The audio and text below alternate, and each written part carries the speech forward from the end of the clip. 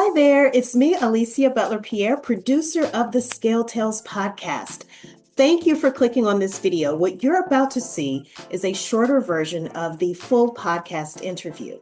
If you want to see the full version of this video, which does include a demo of some of the things you're about to learn, then stay tuned to the end where you'll learn exactly how you can sign up for our membership portal. I hope to see you there. Now back to the video. Welcome to Scale Tales, the business storytelling podcast where entrepreneurs, executives, and experts share firsthand accounts of those magical moments when they achieved something bigger than even they could have imagined. My name is Alicia Butler-Pierre, and I have a question for you. Have you ever reached a point in your career, or maybe even in your business, where your expertise is undeniable, but your work environment becomes untenable? If so, I can assure you, you are not alone. Our next guest is a musician and an entrepreneur. He also leads the project management office at Equilibria, the company behind this podcast. But long before he was any of these things, he was a senior project manager at a wireless company facing an impossible choice: his integrity or his job. He didn't know it at the time, but his ethics were about to be challenged in a way he had never experienced before. He was about to get an accelerated education that did not involve a traditional classroom. This is episode 49, How Clarence Levy Scaled His Project Management Skill Set Through Entrepreneurship. Hello, my name is Clarence Levy, PMO Director at Equilibria Incorporated and founder of Levy III Consulting. I'm currently in the metro Atlanta, Georgia area, and this is my Scale Tale. It started in the third or fourth quarter of 2018, and I was working in an enterprise job here in the Atlanta area, a wireless company that worked with utilities. I had been doing wireless work for so long, and at this point, I had become a PMP at this company back in 2012 and had been growing. I'm a senior project manager at this point, and everything's going fine. And then we get a new CTO. We were in manufacturing, and we were in very highly regulated areas and was sensitive electronic wireless equipment. It needed to be able to stay in the field for long periods of time, 20 years. So the testing was very rigorous. And we were working on a new generation of product, and we were having some trouble in manufacturing. I think there was some things going on with the circuit boards. We were doing engineering work. We were fixing things, and I was the program manager. And we got into a crunch, and it got to a point where my integrity was challenged, if you will. Because as a project manager, what you do want to do is come in, you want to tell the truth. You tell the truth about what's going on in your project. So at this company, we built metering modules, RF wireless metering modules. We all have seen the people from the utility company come up and come in and measure, because that's how you're going to get your bill, right? Well, they come up and they read the dial and they take it down and they move on. No more do they need to do that. They don't have to do that anymore, because we are able to put in wireless modules into those meters that talk back to a base station, that go back onto a cloud and bring the data back. This was millions of endpoints. It would have probably encompassed the whole customer base of the company, millions of customers. Yeah, so when they were going to market with these endpoints, and you know what pushed us there, right? Our competitors, because the competitors are putting things out there on the cellular network, no longer this proprietary network and the spread spectrum network that, it helps to have that private data, but at the same time, it's like, you can still get private data, and you can probably do this cheaper with a cellular module. So we had to be able to play in that arena in order to be competitive. So whenever I was in meetings and was told to give reports of where we were and what our milestones were and how we were looking against our KPIs, I told the truth, and I said, well, right now we failed a test of some sort, and this is going to be the impact, and this is what we're going to have to do in order for us to get back on track and get this product where we need it to be. And I don't know, she just wasn't hearing it. I don't know if it was the pressure from above, which a lot of times all that pressure comes down, it trickles down. But whatever it was, she was not hearing the realistic estimates that I was given. You know, if I told her it was going to take us 6 weeks, she said, unacceptable. We need it in 3. My dad used to tell me, money don't grow on trees, right? If I'm telling you that it's going to take this long, then it's going to take that long. Pressure at work has a way of following you home. For Clarence, it wasn't just about the stress. That was just part of the job, especially when you're in a high-stakes situation. This was about the disrespect and disregard of his insights. Interacting with this new CTO became a real-life clash of the titans. But Clarence had a plan, one that, years later, would prove his original target deadlines right. I made sure that I documented everything, and I didn't know what this was really doing.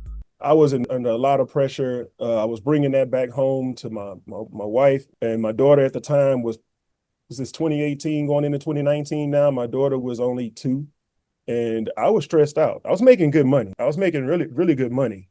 A lot of times that's what makes you stay there and take that torture, right? But it got to a point where she was being a little bit disrespectful, talking down to people. Just the way it was being done just wasn't good. And there seemed to be no allies, no one in HR, no one in leadership above me, above her. In the world of project management, this effort to design, test, and deploy new meters is known as NPI, or New Product Introduction. As I listened to Clarence share the context of this project, I started to imagine what could have been happening with the CTO. She knew that competitors were encroaching on their customer base with leaner, newer technology. I'm sure she also felt the pressure to go to market as soon as possible. As you'll soon hear, Clarence revealed that her C-suite peers listened to his advice to not sacrifice quality for speed. Yet, somehow, it still fell on deaf ears when it came to the CTO herself. It seems like she just simply had an axe to grind, especially when it came to deadlines. I've been on projects where we met the date, been early, under budget. I've done that, many times. And I've always been able to close my projects within threshold. Now, there have been times whenever you have to go through a change management process, but once you go through that change management process, the new milestones are the new dates, the new baseline is the new baseline, right? So you're still delivering on time. And that's the thing.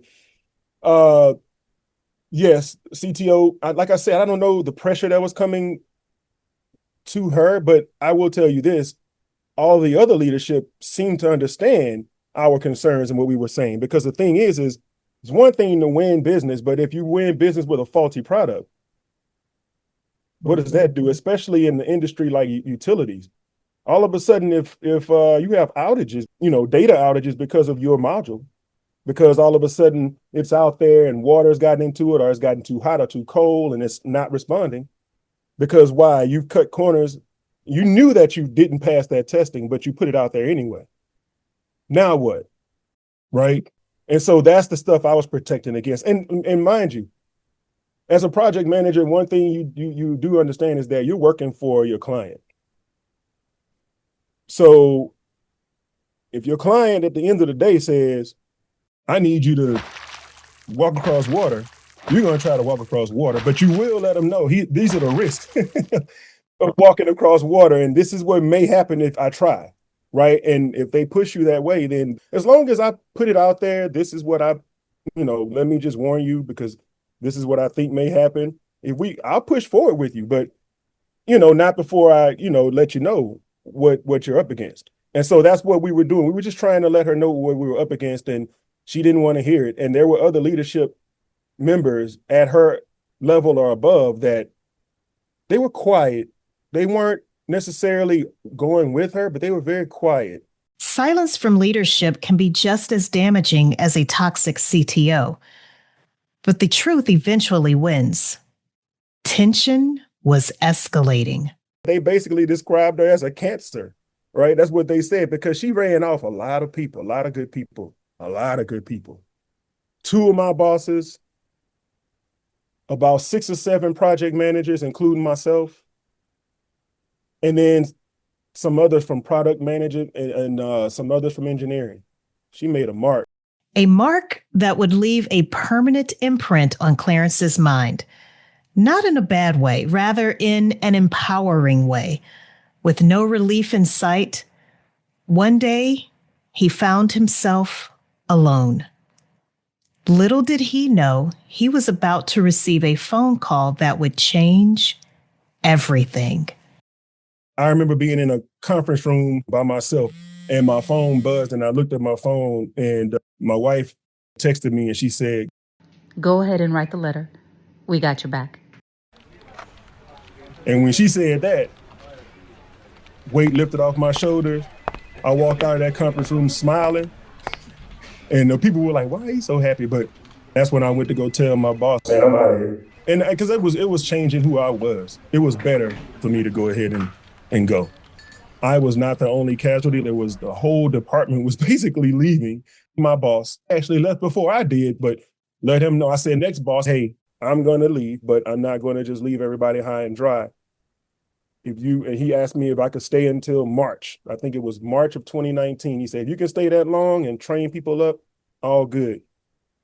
And, this is when the universe starts to work, right? Because at the end of so this is 2019, and sometime during that summer, or sometime during that year, I had some tenants. I had a rental property, and those tenants had to leave because of they had to move out of state. And I had that house for 13 years, no problems. All those tenants, dream tenants, but they had to leave. And so all of a sudden now I was going to be an active landlord, which I didn't have to be before because they were such good tenants. And I thought about it. Do I really want to do this, or do I want to just cut my losses? So what I did is we sold the house, took that money.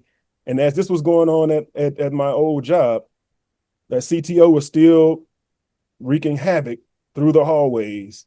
As a project manager, I learned that there's nothing that beats reporting. There's nothing that beats paper trails. There's nothing that beats just good records. And so what I did is I made sure that every recommendation that I gave, if she said it was going to take 2 weeks and I recommended because of historical data 6 weeks, I said it was going to take 6 weeks. If I say we were going to release, if she wanted it released in September, but it wasn't going to happen until December, I told them the realistic date was December, and that we pulled it back to September because she wanted it to be that way. And so I left with a clear conscience. Had the money there to kind of get started from the property, and didn't really know what I was going to do. By this point, it's 2019. Clarence walked away from that stressful situation, leaving a well-documented paper trail behind him. But now what? What will he do with himself? He knows he has many talents, but what's next? The thought of venturing into the unknown could be just as stressful as managing that high-stakes project. Well, it turns out selling his rental property would serve as seed money for putting one of his talents hidden from the project management world on front and center stage. The first thing that I said I was going to do, because people who know me know that I'm multifaceted. The music is going well, and I'm doing film and TV and music, and that's lucrative when it happens. So I came up with a business plan to run my music company. I'm throwing engineering away, and I leave. Needless to say, we put out some good music projects, but music doesn't do what engineering does. Luckily, there were some people, including Alicia and Equilibria, who needed project management help. And so I came in and started doing some project management for Equilibria. And I also that I ran into a classmate, a former classmate from Morehouse who was working on a government grant project, and he needed a project manager for his company for this particular project. He brought me on. And so now I'm kind of building things, and this none of this is all this is organic. None of the project management stuff that I'm doing now was planned, because once again, I was supposed to be Trey Trax, the producer. I was not supposed to be Clarence Levy III, PMP. But he is Clarence Levy III, PMP, as well as Trey Trax, as well as a husband, father, son, brother, mentor, among other things. Unfortunately, though, in a world obsessed with social media profiles and short-form content, many of us have to choose which of our many talents to showcase online. If we show all of them, we run the risk of people thinking we're unsettled, all over the place, a jack of all trades, master of none. If we only show one side of ourselves, people can miss our breadth and depth. None of us are one-dimensional. It is possible to be really good at multiple things. Remember that documentation of original deadlines Clarence mentioned earlier? Well, by 2020, nearly a year after he left that stressful job, some of his former coworkers contacted him, and they had a lot to say. They were using my reports, and they should have, because I left it that way. But they were using my reports to show what the real estimates were going to be, and things were falling where I said they were going to fall. So that was just, that was definitely, and it was also a testament to myself that I knew what I was doing. Because, when you're successful, people are telling you okay, but when you're in a tough period, that's when you start to second guess yourself and start to second guess, am I good at this? The answer is yes. And it turns out there's one more thing that Clarence's former coworkers revealed to him. That CTO who caused him and others so much stress, well, she was fired. Coming up after the break, Clarence will share with us more details on how he parlayed his musical ambitions, project management experience, and newfound freedom into a business that would, well, change everything.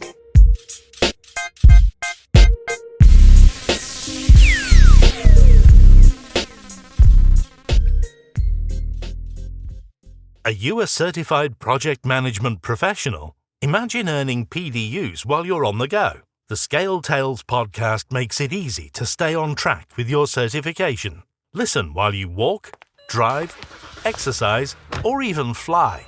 No need to watch anything. Just sign up, listen, and take a quick quiz. In 3 easy steps, we'll submit your credits directly to PMI. It's that simple. No gimmicks, no games, just valuable, accessible content that will boost your performance as a project manager. Visit ScaleTalesPodcast.com today and start earning your credits wherever you are. Welcome back. Before the break, you heard from Clarence Levy III, a seasoned and certified project management professional and music producer.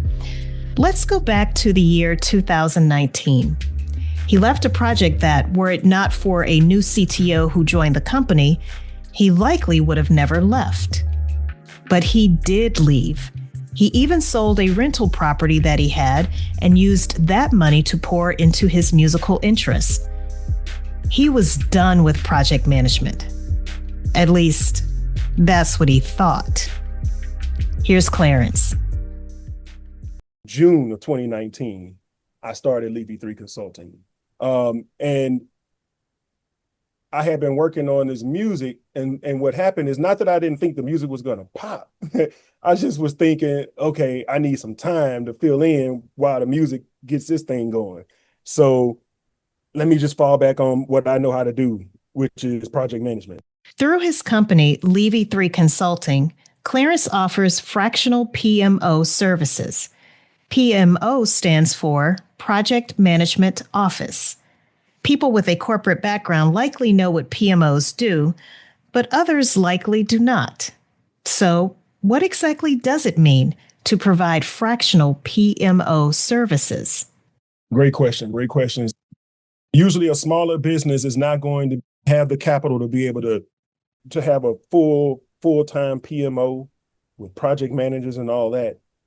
But what they can do is they can have a service like mine come in and for a time being come in and number one, maybe even set up a framework that you can work from, and I walk away and you can use that framework going forward. I can also come in and set up a PMO framework and actually work within that framework to run projects through Levy III Consulting. And then I also can just come in and you have a special project. You need a project manager. You don't need someone on full time for years, but you may need them for 6 months.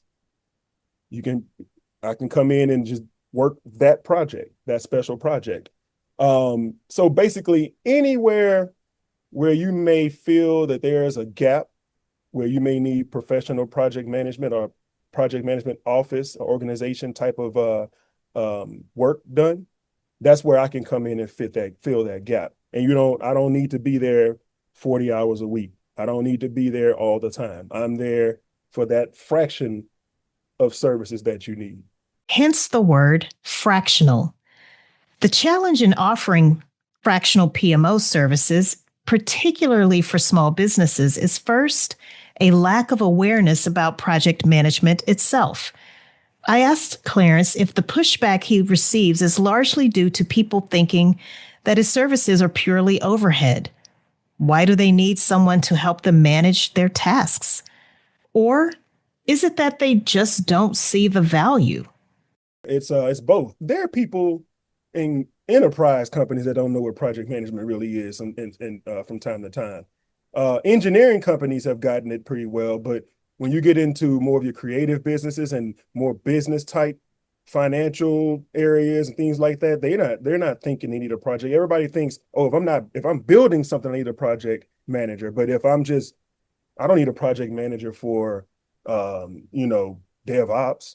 I don't need a project manager for my everyday, types of operations and things of this sort. Or even if I have a big special project, if I just got one project, and this is the thing, a lot of times if a company, a small business ties up a lot of money in investing and in doing things, and a lot of times if they're doing an RFP, they want to come in, they want to come in low. They want to come in, they want to be competitive. And they think if I add this project management service onto my bid, you're going to knock me out, but what they don't understand is that a lot of times, and what they do understand later, is that having a professional project management office or, some fraction of the services actually helps you to cut down on costs. Because what happens is, 75% of projects usually go beyond the budget, beyond the schedule, things of this sort. We know this. This is something that we know. So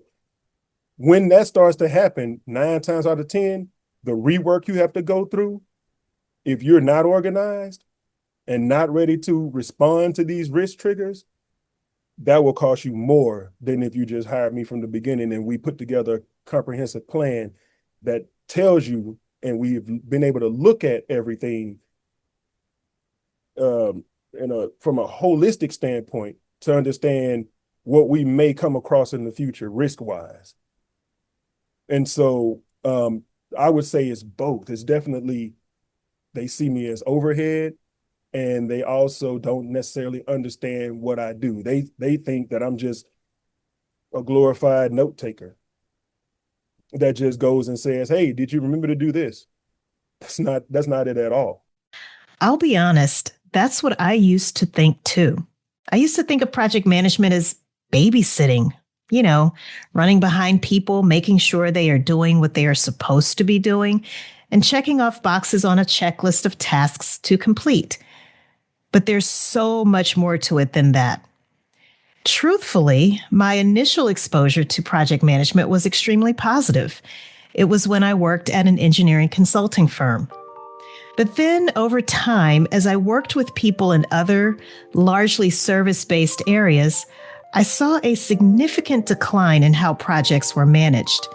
It even happened in my own company, Equilibria. For example, we once had someone on the team who would put tasks into Monday.com for us. Monday is a project management software. But the tasks associated with our daily processes were still managed through the process itself.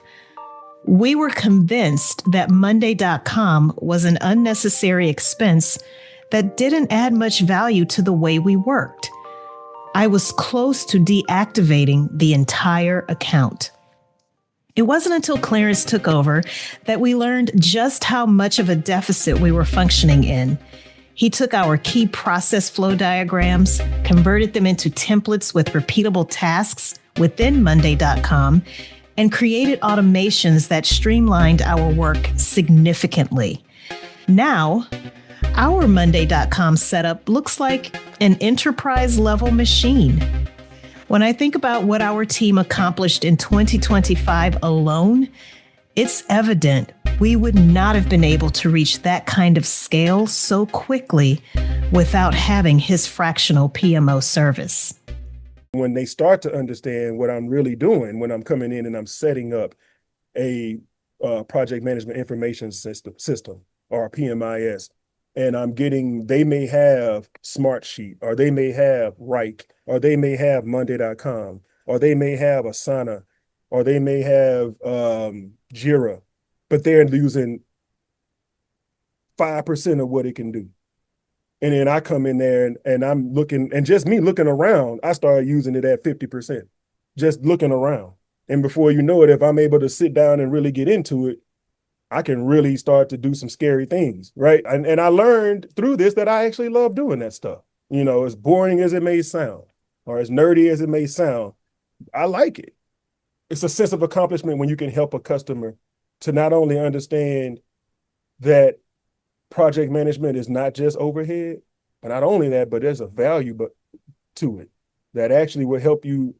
If you deliver beforehand, you can actually get bonuses and have some things, there's some, and what else will it do? Win you more business. If they see that you do this very professionally and you can actually put your money where your mouth is and deliver. So yes, that is a challenge when you talk to smaller businesses.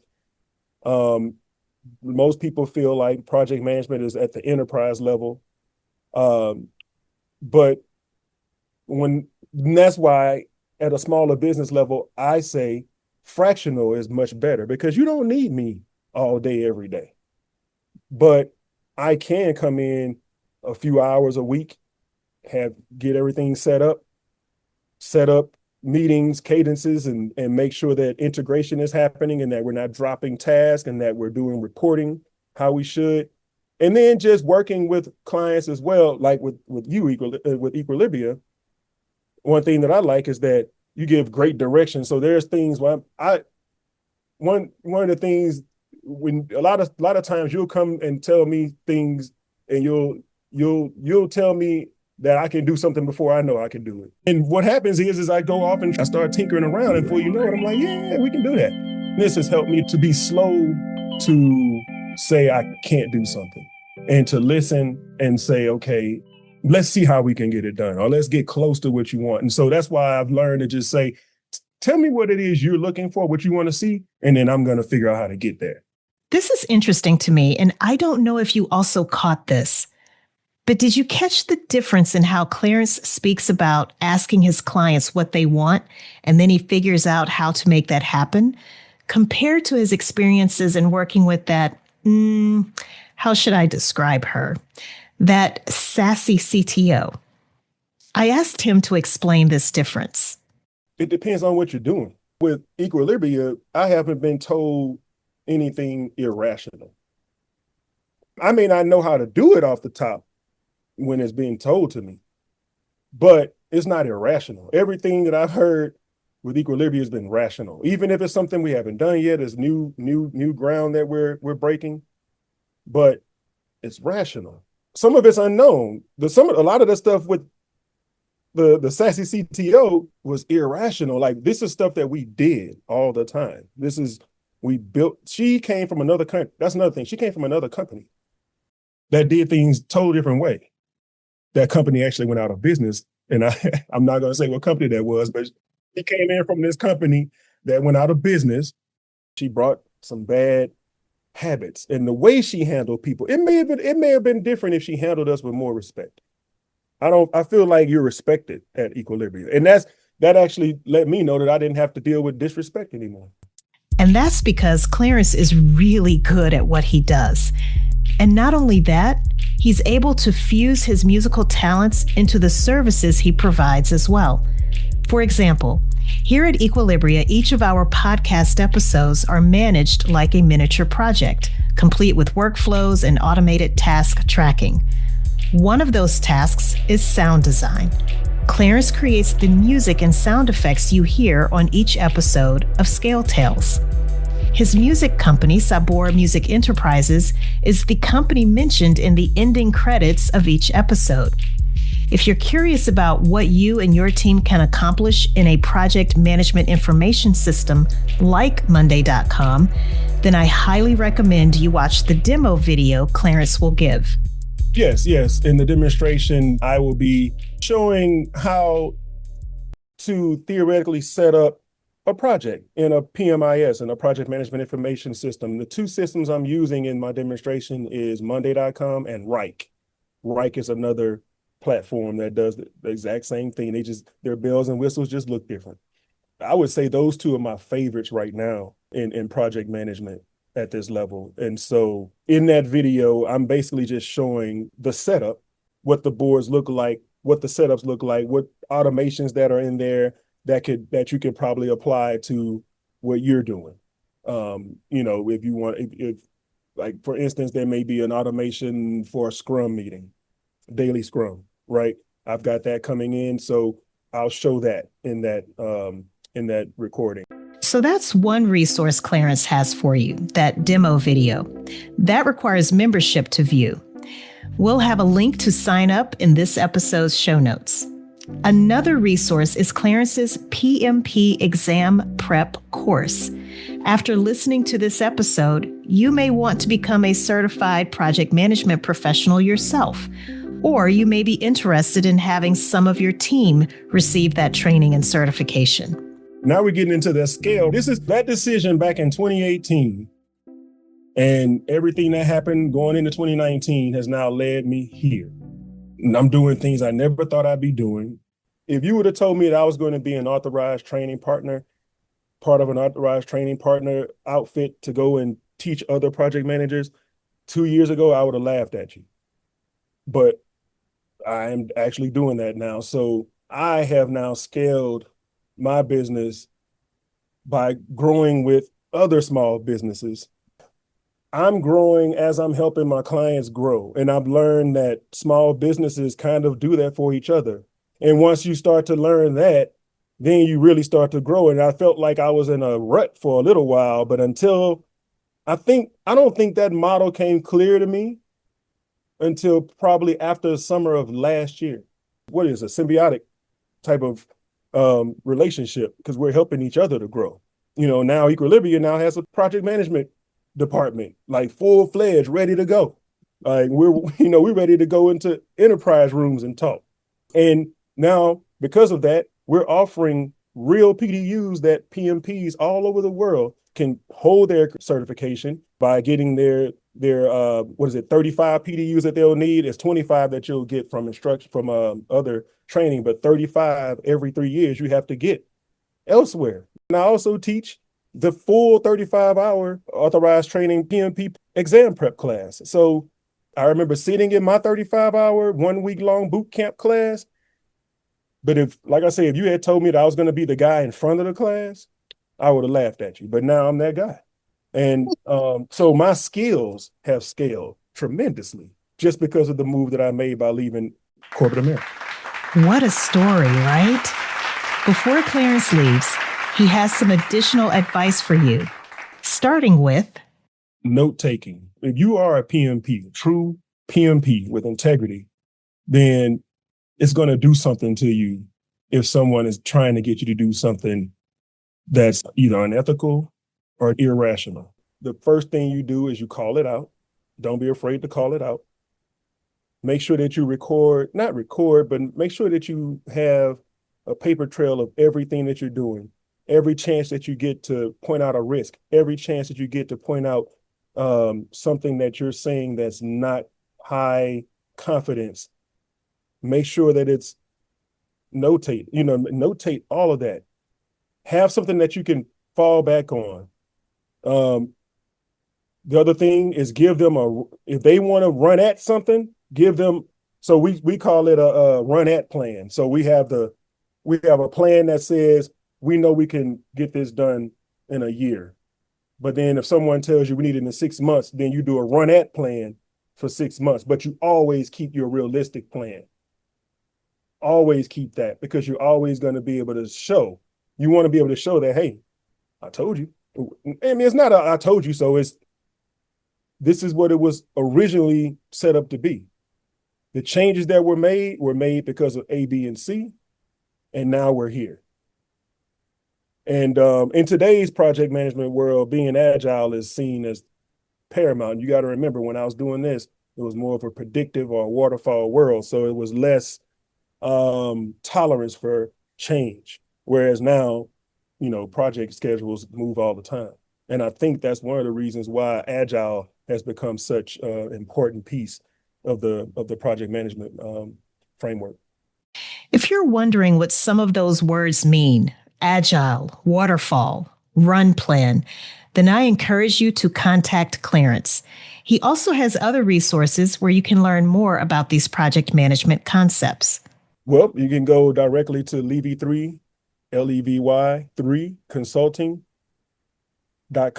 That's the website. PMI has a lot of resources. They have a lot of webinars and things of this sort that you can go in there and they talk about ethical decisions, ethics. Like what do you do when you're faced with these type of situations? What do you do as a project manager? The integrity is key.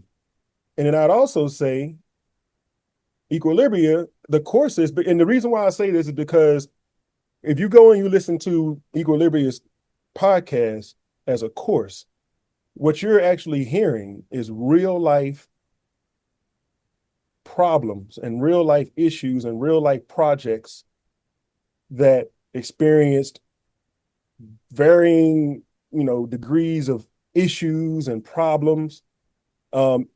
But they were able to break through or bust through to the other side, and how you were able to scale, or how you were able to get better, or how you were able to get through it.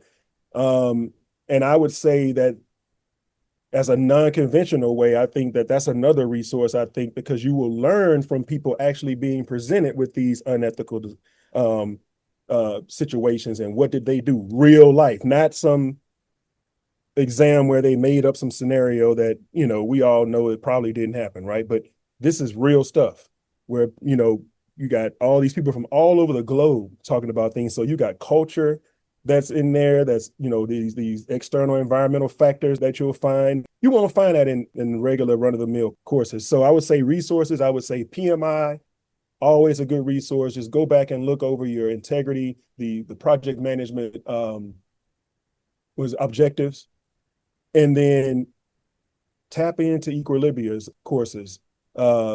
I listened to all of them, and I learned. I have to say that I probably, when I'm saying these things and these experiences and I spit this knowledge, some of it comes from me going through these courses for Equilibria as well. Yes, I would definitely say Equilibria's courses, PMI's courses, and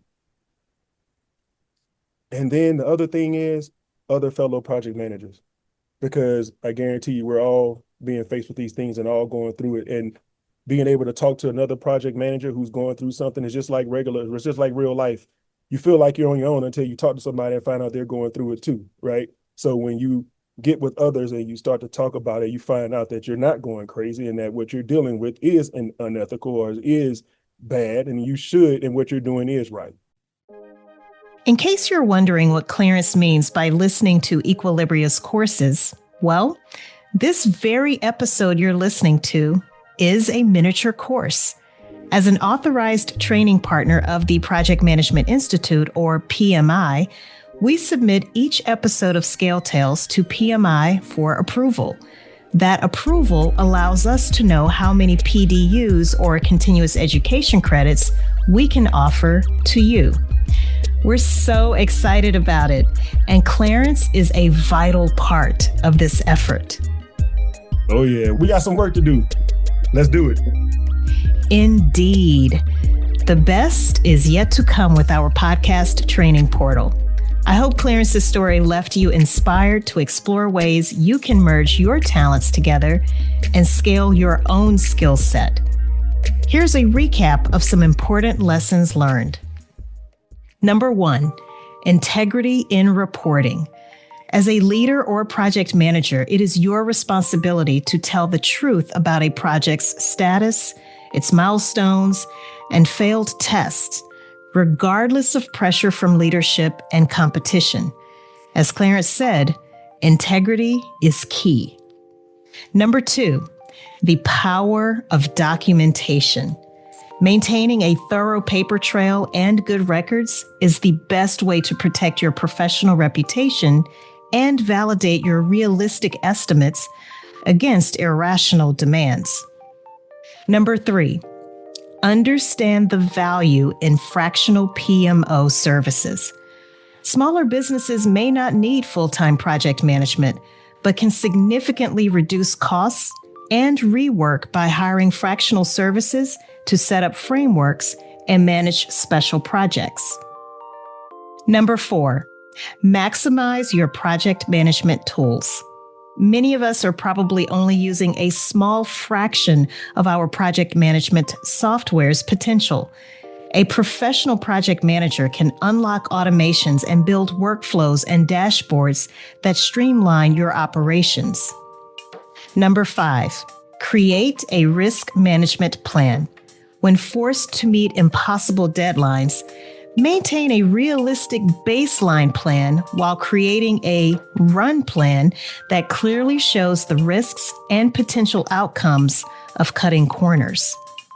6, boldly scale your skills. Leaving a toxic or stagnant work environment can be a catalyst for growth, leading to new opportunities in consulting, fractional leadership, and specialized training. Like Clarence, you may also find that entrepreneurship is a viable path to bringing all your skills together. And number 7, build a professional community and be ethical. Connecting with fellow project managers and utilizing resources like PMI or specialized case studies can help validate your experiences, as well as provide a framework for handling unethical situations. When in doubt, ask others.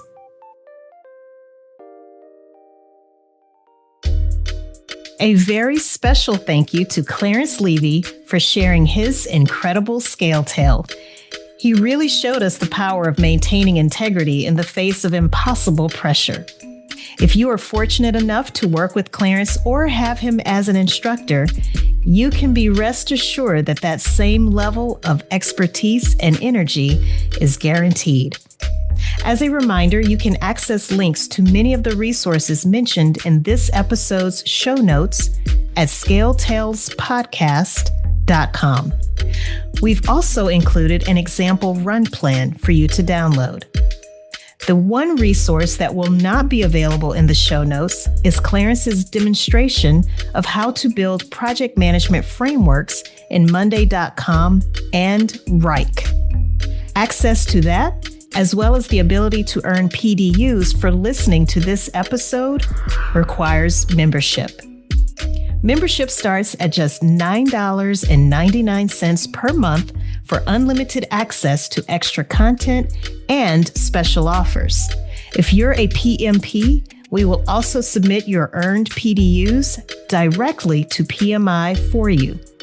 Click the link in the show notes to sign up for a membership today. Thank you for listening. If you learned something valuable today, please leave us a 5-star rating and review wherever you're listening. Make sure you subscribe to the show so that you don't miss it.